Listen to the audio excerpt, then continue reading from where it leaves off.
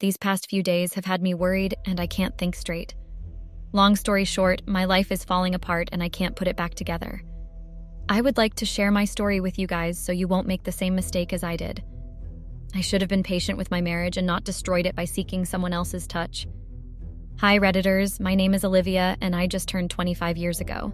It wasn't a celebratory birthday because that was when things started to get ruined. I can't remember my childhood memory and I don't know why, but I think it was never important. After all, our family didn't have much drama. We were a family of 3 based on the fact that I was the only child. The little memory I remember was that I had transferred school when I was 10 because they were renovating our house then, and it was going to take some time. My family stayed with some relatives until our house was completed.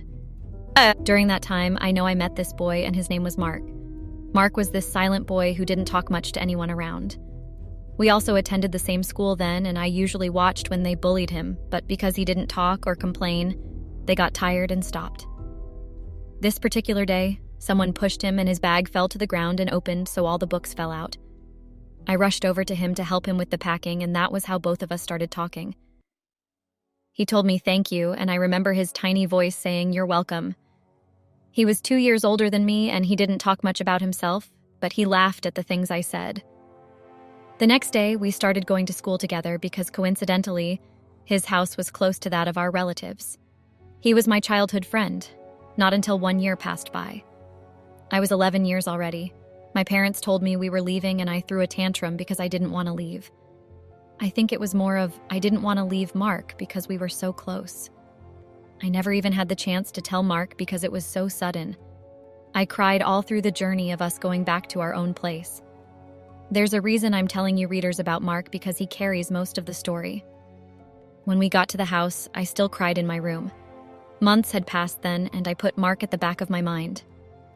I started another school, and that's the part I can't remember much. I turned 15, and I started high school. I didn't make any new friends or expect much from anyone because I had already set my mind to the fact that I shouldn't get attached or make very close friends because we were going to end up being apart. College started by the time I was 19, and that was where I met Henry, who was 20. Henry was a very gentle person in college, and I noticed he didn't like attention much. I met him in my second year of college in class. The lecturer gave us an assignment and left the class. Henry walked up to me and asked if I could teach him something because he noticed I was asking questions previously and it looked like I understood it. I laughed and told him I did understand it and I could teach him. I became his tutor after that, and he passed the exams that we had. He thanked me and said he liked spending time with me. I also liked spending time with him, and he asked me out on a date. I accepted, and I learned some things about him. Henry told me his life story. He also came from a family of 3 just like me, and he was the only son. Both of us being the only child in the family was one of the things we had in common. He loved reading and playing video games, and I loved them too. He asked me what I wanted to become in 4 years' time, and I told him I had no idea because I really had none. I never thought that far about where I was going in life, and I just wanted to flow with whatever I was doing and see where it led me. He told me he wanted to be a pilot, and I thought about how it was great that he had a goal in mind. College was over, and I was glad I was done with that. I was 22 years old by then. What I was glad about more was the fact that Henry and I had been together since second year started, and nothing had come between us. I loved Henry so much, and I wanted to spend my life with him. Or that's what I thought at first. My family had met with Henry's family because Henry insisted and wanted to take our relationship to the next level. One particular night, he told me we were going on a dinner date and told me to dress up. I did, and he took me to a fancy restaurant. Everything was going great, but what shocked me the most was when he got down on one knee and proposed.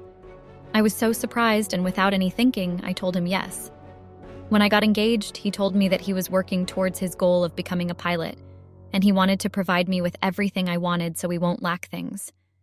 We discussed having kids, and both of us didn't want any, so we decided we weren't having any. I asked if the family would understand, but he said he didn't care because me and him were a family, and the decision was between us. We got married 5 months after he proposed to me, and the marriage was a huge one. We tried planning it, but both our families said it was a big moment, so they invited lots of their friends. I was tired by the time we finished the wedding and the reception, but I won't lie that it was an enjoyable moment. Henry had surprised me that night of our wedding that he bought an apartment for us. The first time I stepped in the house, I was amazed because it was a huge place. We settled into the house and life was going great. Henry said he was taking classes for his pilot lessons, but it was online just for training, so there were no complaints because he had my time. I think the changes started when he said he had to take physical classes. He would leave early because the training started early. I didn't know how pilots' trainings worked, but it sounded stressful. Most times when he left, it was so lonely in that big house, and I found myself thinking of random thoughts like, should I adopt a pet to be less lonely, and things like that. I decided to get a job because I couldn't sit down in the house all day waiting for Henry to come back. I studied accounting in college, so I figured I should at least use my degree for something. I ended up getting a job in the bank as an accountant, and it was stressful. The customers were annoying and not letting me think straight most times. I won't lie that most times I came to work, I poured my frustrations on the customers. By that, I mean if they talked to me with a tone or attitude, I gave them the same energy. This happened for 2 months, and it was like a cycle of Henry going for lessons and training while I went to work. I usually got back before him because he mostly arrived late at night and he was always tired. The only time I got his time was on a weekend because that was when he was free. I was about to tell him that I didn't like how he didn't have enough time for me because we just got married recently, and he didn't have my time. At the same time, I wanted to speak, but he said something too. I told him to go on first, and he started talking. He told me that he was going to be riding a plane for the first time, but as an assistant. He was very happy, so I didn't know how to inform him about how I felt. I didn't want to ruin his happy moment, so I kept it to myself. He was gone for 2 days, and I got worried that he didn't contact me, but I still went to work that day. His phone wasn't ringing, and I stayed up till 1 a.m. that day. He apologized and said he had to put his phone on airplane mode due to the interference. I guess I understood in a way, but it also sounded like an excuse, and I started thinking he didn't love me anymore. I focused on my accounting job for another 2 months, and things were the same. Henry told me his job was going great and he was no longer training. He was getting paid now, and I saw how excited he was when he told me. I still couldn't bring myself to say how lonely I felt, but I thought it didn't matter. Before I knew it, I turned 24 and I felt so empty. I wished things would change, and I think my wish came true. On one of my normal days at work, I heard we were going to get a new manager at work, and it was someone no one knew. Obviously, I didn't pay it much attention since I didn't take the job seriously and just wanted to use it to pass time. The manager came, but I didn't bother waiting to see who he was because I wanted to go home. The next day, my coworker informed me that the manager wanted to see me. That was very weird because I know I did nothing wrong, but I still thought maybe I made a little mistake with the accounts. The coworkers told me some things before I entered his office. They said I shouldn't get worried because they had met with him and he looked like a chilled person. They also said he had called some people in and he just wanted to know the people working under him. I thanked my coworker and knocked on the door. A voice said come in, and there was someone standing next to the window talking on the phone. I couldn't see his face well, but I waited for him to finish his call. He didn't look back, but he told me to sit down, and I did. 1 minute hadn't passed yet when he got off the call and sat down on his chair.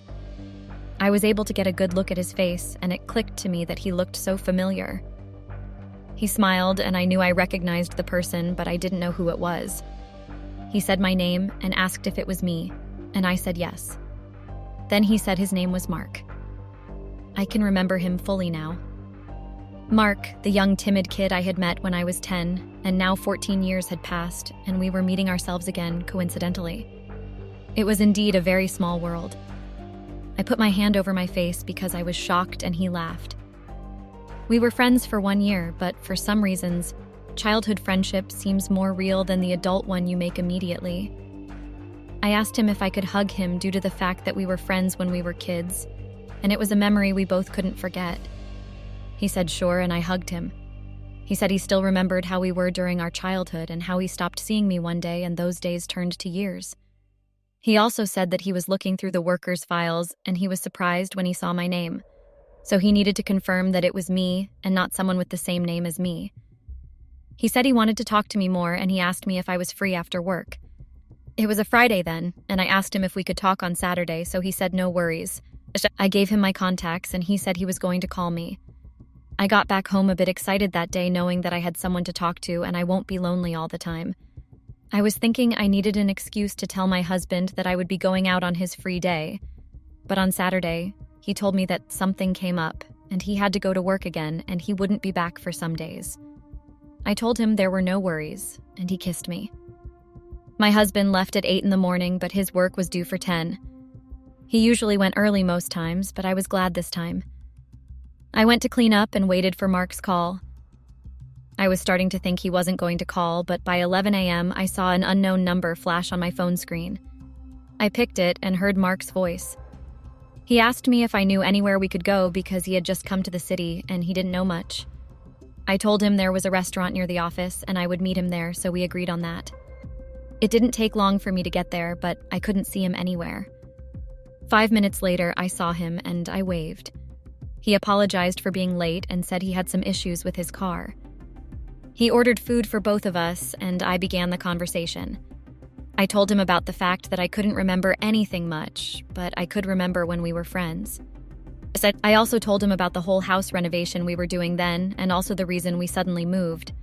We discussed a lot of things. He told me that he also learnt accounting in school, and he was surprised after I told him I did the same. We laughed a lot, and it was satisfying because I was no longer feeling as lonely as I used to. I found myself wanting to talk to Mark more. He said something like it must have been fate that brought us together, and I couldn't agree less. I told him I got married and about my husband being a pilot. Mark congratulated me and said he had a girlfriend, but she broke up with him. The meeting with him was great, and we decided to meet up another time and day. Of course, I didn't tell my husband any of this because I thought there was no need, and it was just an outing with a childhood friend, so it was no big deal. The cycle with my husband continued with him traveling all the time and coming back days later with which he tells me about his journey. He said he's planning for both of us to have a vacation just by ourselves. We went on a honeymoon when we got married, but he wanted us to have fun by ourselves again. I said it was a great idea, and then he traveled again. In a way, I was happy about that because it meant I had time to go on another date with Mark. It wasn't a date per se, but I felt like it was one. Mark chose another date for us to meet, but this time it was in a fancy restaurant.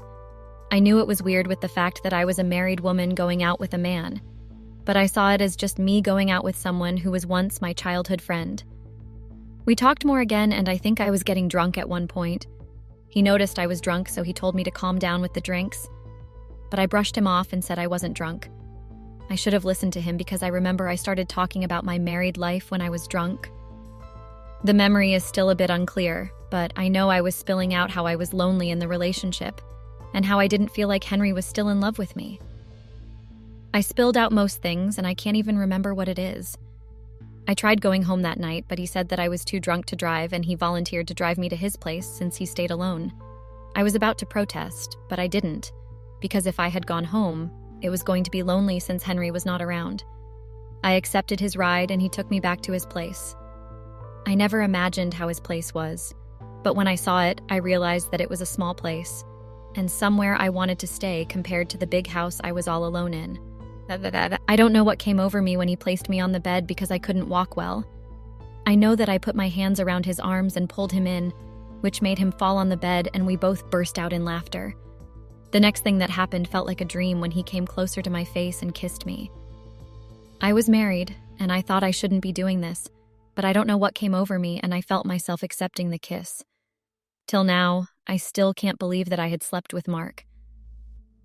The next day, I woke up naked with the blankets wrapped around me, and I saw Mark standing over me. He sat beside me on the bed and apologized for what we did that night, but I told him it was not his fault. He said he knew I was married, and he shouldn't have crossed the boundaries. We said everything was all right and it was not going to happen again. We should have stopped there and nothing should have happened after that. I couldn't tell my husband about it since it was just a silly mistake that happened. Mark asked me out again and said nothing was going to happen, but another cycle happened, and before I knew it, I ended up sleeping with him 3 times. It's unbelievable, I know, and I wished I had stopped it. There was just something about Mark that was different. It was something Henry didn't give me. We wanted to stop what we were doing because it was exactly an affair, and each time we said it would stop, we ended up sleeping together again. I did it with my husband too, but it felt different with Mark. It was something I hated and loved at the same time. We weren't mixing business with pleasures. In our free time, we went on different dates, but I planned it well so I wouldn't get caught by my husband. You know the saying that goes every day for the thief and one day for the owner? Well, yes, I got caught. How I got caught feels like a dream anytime I think of it. I didn't want to go out that day, but I was supposed to meet up with Mark. I was strangely tired and didn't want to do anything. My husband left early that morning for work again, and he wasn't supposed to come back till another 2 days' time. I invited Mark over because I saw it as a great chance since I was free. We said we were not going to do anything, but before we knew it, we had already started kissing on the bed, and I was on top of him naked. I don't know how I didn't hear the main door open, but I heard Henry's voice come from behind me. He said something in the terms of what the heck is going on, but with more insulting words. I could tell he was very upset, and anyone would be upset if they saw their wife on top of another man. I told Mark to leave, and he packed his clothes and ran out of the room while I saw Henry give him a deadly look. I told him I could explain and that it was a mistake. He didn't say anything, but I could see his face fuming with anger. I asked him what he was doing back at home when he just left, and he said the plane he was supposed to fly out was undergoing maintenance and the work was postponed. He also said that he had been thinking that he wasn't spending time with me, and he was happy to come back home to spend time with me, but he wasn't annoyed at me anymore. He was just disappointed. That was heart-wrenching to hear. It would have been better for him to be upset with me than disappointed because those words felt heartbreaking. I know I deserved what happened, but that wasn't where it ended. He asked me how long it had been going on, and I came clean with him, telling him the truth. There was no use hiding it from him anymore. As expected, the next words he said was that he wanted a divorce. I expected him to say that, but I begged him, saying we could make our marriage better. I told him I messed up and I deserved this, but he should reconsider the divorce. The next day, he said the plane was fixed and he was going to be gone for a week. He said by the time he got back, I should have moved out of the house. I begged him, but he didn't listen. I can't go back to my family housed in shame. I'm still trying to contact Mark, but he isn't picking up his calls. Update. There's not much update to give. My marriage life is ruined. I contacted Mark and he told me to not call him anymore. He said he didn't want to get caught up in any mess. I told him I just needed a place to stay, but he said he wanted nothing to do with me. I didn't know Mark had this side to him. Henry came back like he said he would. He was wondering why I hadn't packed my bags, but he said he suspected I wouldn't have. He also came back with divorce papers because, in his words, it would chase me away and do the job quicker. And I was devastated. He was going to take everything we had and it was all going to belong to him. I complained and said it wasn't fair, but he said I had no right to say that, considering how much I had cheated on him. I didn't know that he had also informed my parents because some hours later, I had more than 10 missed calls and different messages from my family and his family. I talked to my mom, and she told me she was ashamed of me. I signed the divorce papers because I had no choice, and I left the house. I am currently at my parents' house, but they aren't talking to me. I wish I could go back to the beginning to change things, but I can't. I hope the readers out there won't cheat on their partner all because they weren't giving you attention and you were lonely. Learn from my mistakes.